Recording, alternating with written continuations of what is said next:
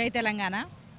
ఈ గత 10 రోజులుగా మేము మన అభ్యర్థి టీఆర్ఎస్ అభ్యర్థి కూసుకుంట్ల ప్రభాకర్ రెడ్డి గారి మిసెస్తో తిరగడం అవుతుంది మా స్టేట్ కమిటీ.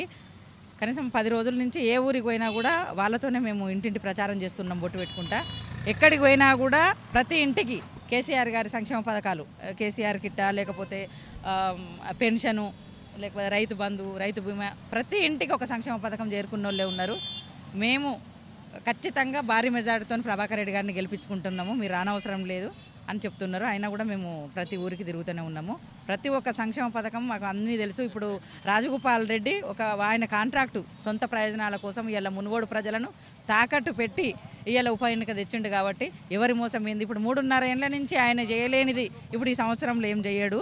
ఇప్పుడు మాకు ఆయన మోసం అంతా తెలిసింది కాబట్టి ఖచ్చితంగా ఒకసారి మేము రెండోసారి వేయకుండా ఆయన తప్పు చేసినాము. ఈసారి భారీ మెజార్టీతో ప్రభాకర్ రెడ్డి గారిని గెలిపించుకుంటున్నామని. నిన్న జరిగిన సంఘటనతో మొత్తం బీజేపీకి ఇంకా వాళ్ళు ఓడిపోతామని ఇవన్నీ చేస్తున్నారు. ఎట్లయినా వాళ్ళకి ఓడిపోతామని సర్వేలు పట్టుకొని ఈరోజు ఎమ్మెల్యేలను కొనడానికి వాళ్ళు అడ్డంగా దొరికిపోయినారు. ఎమ్మెల్యేలను కొనడానికి ప్రయత్నించి అడ్డంగా దొరికిపోయినారు. కాబట్టి ఇది వాళ్ళకు మొత్తం సాగు దెబ్బనే.